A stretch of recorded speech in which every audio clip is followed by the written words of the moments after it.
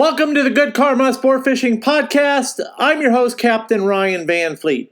Hey guys, thanks for tuning in. So, there are two new videos on YouTube featuring Good Karma Sport Fishing. One was released by Ryan Morey on Ryan Morey's YouTube channel. Great fisherman. I've never fished with Ryan before, but Ryan served in the military, and he is one hell of a nice guy.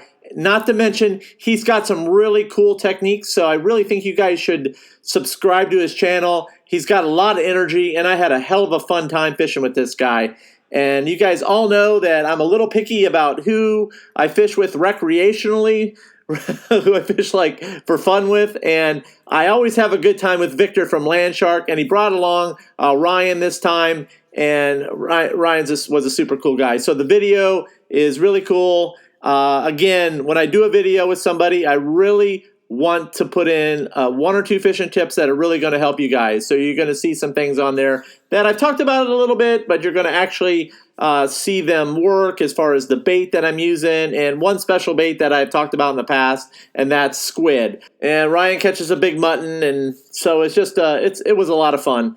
So we had a really nice calm day, and like I said, Victor from Landshark was along, and he just released his video with the hook and cook portion for a nice big porgy that we caught, and you all know my feelings about porgy. Now, one thing about a porgy is that a really big porgy will fight you all the way to the top, whereas a mutton snapper, he tends to blow up a little bit. It's really bizarre, but I do believe a porgy, a really large porgy, fights a lot harder than a mutton snapper, and I've caught hundreds of large porgies side by side with big mutton snappers. Now, not necessarily what I call the 30-inch club, and that's something that I've kind of established this year with my clients, is that a 30-plus inch mutton snapper is a big mutton snapper for the Florida Keys, and a lot of fish look like they're 30 inches on people's videos and on their images, but you actually got to put a ruler up to it to make sure it's 30 inches, and we do that, and I welcome him to the Good Karma Sport Fishing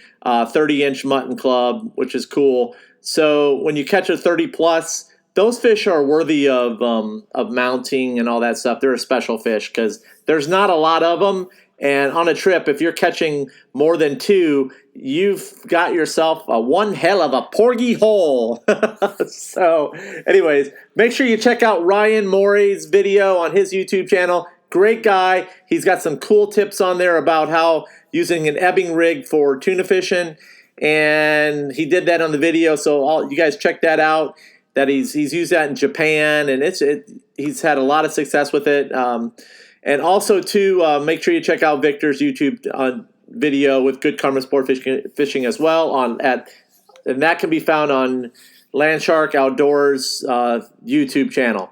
Okay, on with today's podcast. So I'm currently creating a knowledge center that podcast listeners, people that Google certain things, will be able to have access to real information, not like garbage. And there's a lot of garbage out there.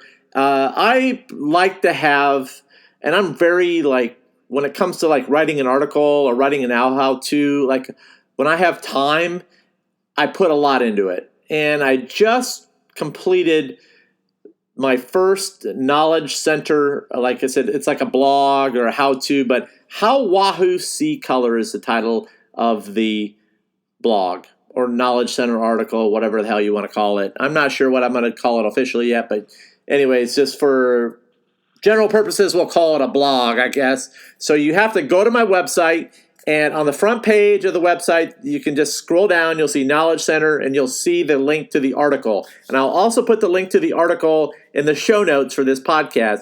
And I go into detail about how fish see color. I also added some amazing research papers that are not available. What you'll find is a lot of how fish see color and UV. A lot of this stuff is regurgitated, but what you're going to see in the article is actually stuff that works, okay? Now, I do work closely with a few other captains, or I guess you can say not captains, but recreational fishermen. And Elliot London is one of my close friends when it comes to fishing, and he he has like done phenomenal with bait strips, and you're going to read in that article why bait strips is so good, okay? Why it works. I share the secret for that, okay? There is a secret to why bait strips works. So he has caught 2 big blue marlin within the past, I believe, 6 months, and he just caught one maybe like 2.5 weeks ago off his planer, and a special blue and crystal sea witch with a bait strip, okay, on a long planer that was fished probably about 30 foot down to 55 foot down. So on 60 pound, okay, 60 pound line. So I contacted Elliot and asked him to contribute to this week's podcast. And now I asked him specifically about how he goes about picking his lure colors. And this is what he had to say. Now, this is word for word. I'm going to read it word for word, okay? So here it is. When I'm picking, now this has come from Elliot right now. So when I'm picking lure color, I like to focus more on the watercolor than if it is overcast or full moon. When the watercolor is super blue, my favorite colors to fish is something that looks natural. Also, whenever bait is around, that plays a big role. Now, if there's a lot of bullet bonitos and tuna, I usually fish more darker colors like black and purple. When there are flyers around, blue and white goes out. Okay? Blue and white goes out. Very important, guys. And he's tipping those all with a bait strip, okay? And he likes to use the smaller size bait strips. He also says he likes to throw the pink into the mix because I always have good luck with pink for Wahoo. And as you guys go through my blog, you're going to see I talk a little bit about pink, okay? So I do have some theories on pink. I'm going to talk more about those in the future. Now, and he also talks about fishing in green water, dirty water. He's seen there's been a lot of green and dirty water, and we're going to see more of that as the fronts come through. Now, what he says is in green and dirty water, I've used green chartreuse lures and have had success with it. But most of the time, Wahoo won't be in that dirty water. So special thank you for Elliot to contributing to this week's podcast. And like I said, if you guys want to learn more about how to select lure colors, how I personally do it, because like I said, I lure fish a lot and I really love the lure fish.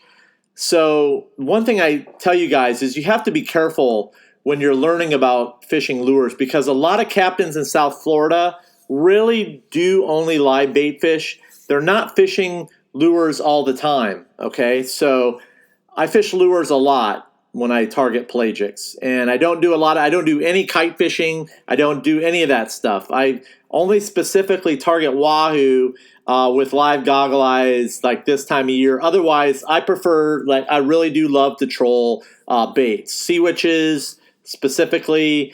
South Florida is not like known for its dead bait fishery for sailfish, whereas Stewart is. So down here it's really about live bait. But honestly, trolling a really nicely rigged sea witch and with the right iridescence mixed in is going to catch a fish like blue marlin. Okay, and probably some big blue fins and some big yellow fins when they're fished deep on those planers, okay? So I'm going to leave it at that today. Again, the link to the blog is in the show notes. And again, the title of the blog is How Wahoo See Color. It's a very in-depth blog.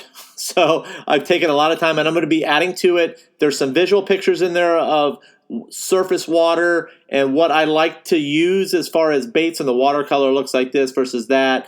And over time, I'm going to add some lure colors to it and keep adding to it. So make sure you check back frequently. I will also be building another blog here soon for all you people that want to start a lure business, specifically a vertical jig business. I'm going to tell you exactly how it's done, sourcing materials, how we did it.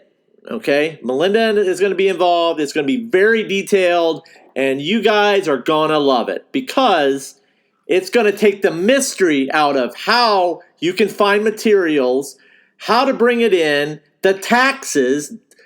There's some crazy shit with taxes, and how you can bring it to market. Okay, and packaging. There's a lot more to it than you think there is. So we're going to walk you through it. It's going to be very detailed. And if you want to start your own business as far as a lure business, then you need to stay tuned for the next podcast and the blog, because the blog's going to have everything in there that you need. It's going to kick ass because Melinda's really good at that shit.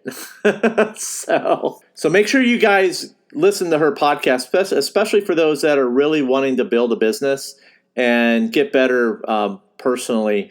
So her podcast is The Good Karma Success Coach, and make sure you check out episode 183. Now, she's coming up on her anniversary of her book, The Mastery for Couples, Confidence Mastery for Couples. It's an awesome book, and you'll learn a little bit about me in that book as well, and all the struggles that I've been through over the years that I've dealt with as well, and that I've worked on getting better at. So nobody's perfect, and if you really want to read a really good book, give it a shot. It's on Amazon. It's like 99 cents, and there's a paper and an ebook and Audible with it.